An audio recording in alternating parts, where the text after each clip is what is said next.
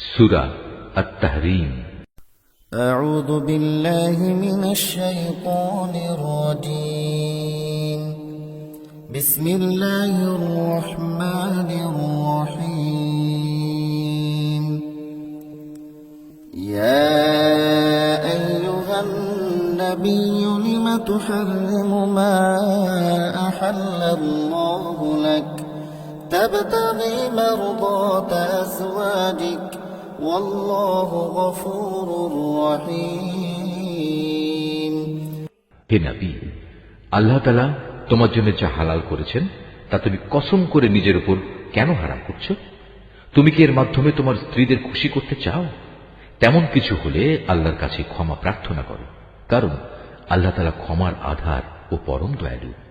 قد فرض الله لكم تحلة أيمانكم والله مولاكم وهو العليم الحكيم. আল্লাহ তাআলা তো তোমাদের শপথ থেকে রেহাই পাওয়ার জন্য কাফফারার একটা পথ নির্ধারণ করে দিয়েছেন।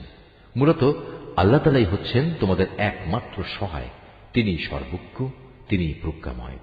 وَإِذْ أَسَرَّ النَّبِيُّ إِلَى بَعْضِ أَزْوَاجِهِ حَدِيثًا فَلَمَّا نَبَّأَتْ بِهِ وَأَظْهَرَهُ اللَّهُ عَلَيْهِ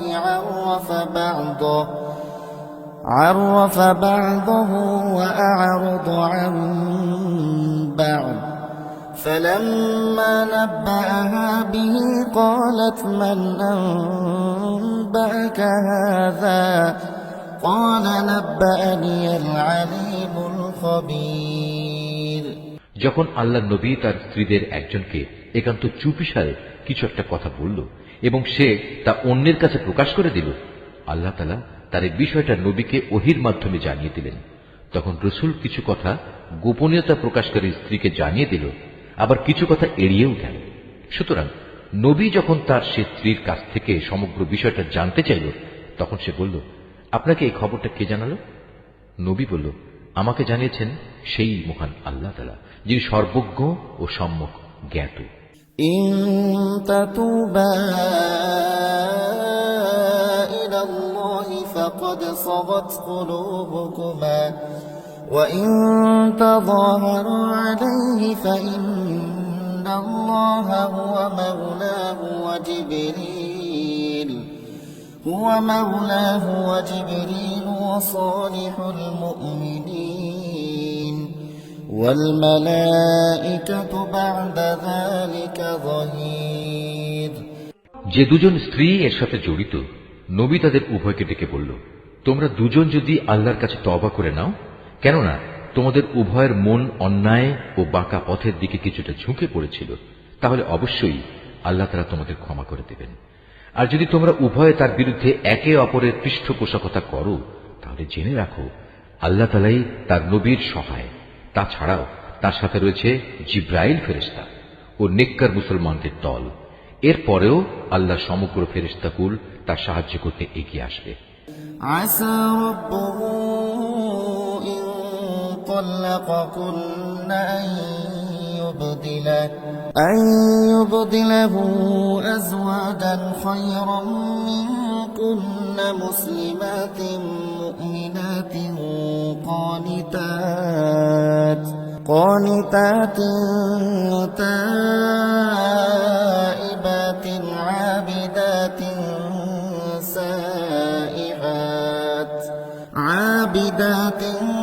سائحات ثيبات وأبكارا. আজ নবী যদি তোমাদের তালাক দিয়ে দেয়, তাহলে তার মালিক তোমাদের বদলে এমন সব স্ত্রী তাকে দিতে পারেন যারা তোমাদের চাইতে হবে উত্তম, যারা হবে আত্মসমর্পণকারী, বিশ্বস্ত, ফরমাবরদার, অনুশোচনাকারী, অনুগত, রোজাদার।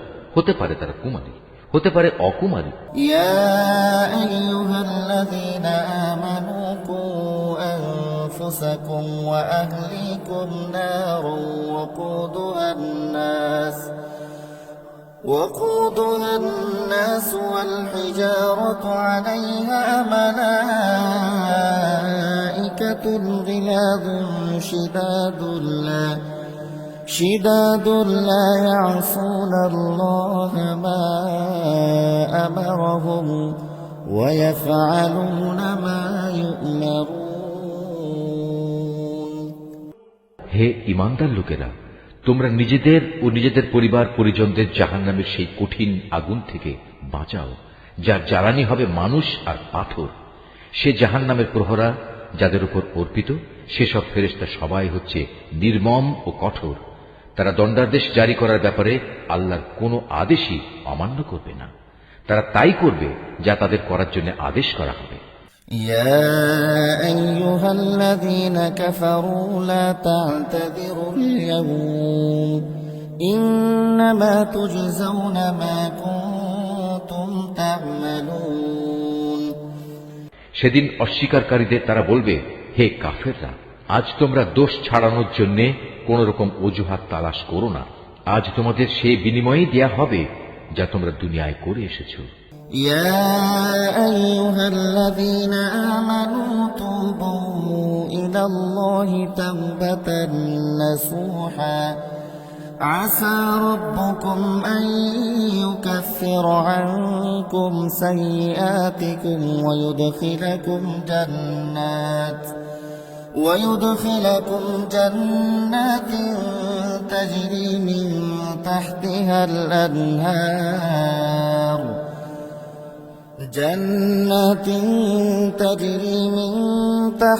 الأنهار يوم لا يخزي الله النبي والذين آمنوا معه نورهم يسعى بين أيديهم وبأيمانهم يقولون ربنا أتمم لنا نورنا واغفر لنا إنك على كل شيء قدير হে ঈমানদার ব্যক্তিরা, তোমরা নিজেদের গুনাহ খাতার জন্য আল্লাহর দরবারে তওবা করো, একান্ত খাঁটি তওবা। আশা করা যায় এর ফলে তোমাদের মালিক আল্লাহ তাআলা তোমাদের গুনাহসমূহ ক্ষমা করে দেবেন এবং এর বিনিময়ে পরকালে তিনি তোমাদের প্রবেশ করাবেন এমন সুরম্য জান্নাতে যার তলদেশ দিয়ে প্রবাহিত হবে সুপেয় ঝর্ণাধারা। সেদিন আল্লাহ তাআলা তার নবী এবং তার সাথী ঈমানদারদের অপমানিত করবেন না।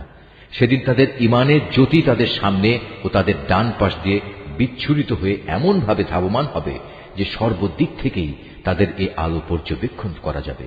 তারা বলবে, হে আমাদের মালিক, আমাদের জন্য আমাদের ঈমানের জ্যোতিকে জান্নাতের জ্যোতি দিয়ে তুমি পূর্ণ করে দাও, তুমি আমাদের ক্ষমা করে দাও। অবশ্যই তুমি সব কিছুর উপর একক ক্ষমতাবান।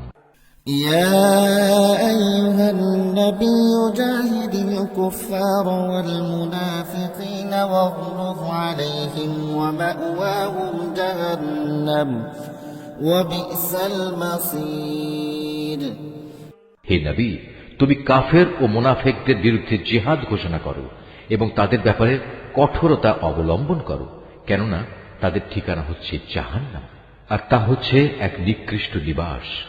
ضرب الله مثلا للذين كفروا امرأة نوح وامرأة لوط كانتا تحت عبدين من عبادنا صالحين فخانتاهما فلم يغنيا عنهما من الله شيئا وقيل ادخلا النار مع الداخلين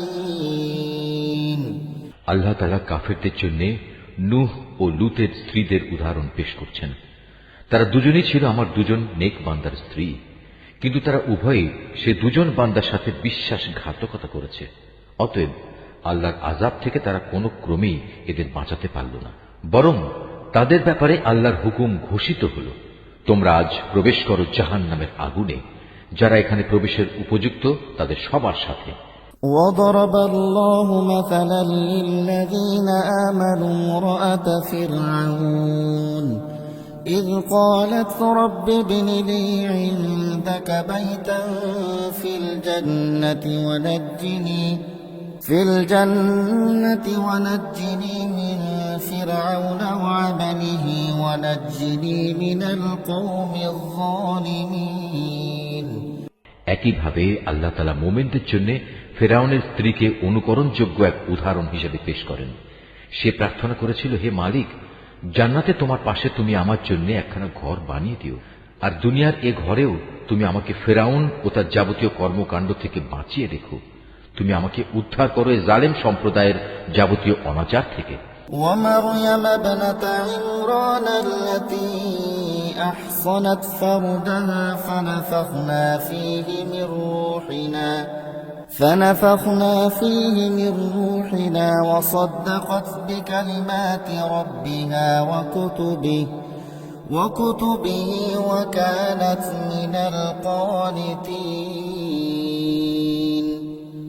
আল্লাহ তাআলা মুমিনদের জন্য আরো দৃষ্টান্ত পেশ করেছেন ইমরানের মেয়ে মারিয়ামের, যে আজীবন তার সতীত্ব রক্ষা করেছে। অতঃপর একদিন আমি আমার সৃষ্ট রূহগুলো থেকে একটি রূহ তাতে ফুঁকে দিলাম।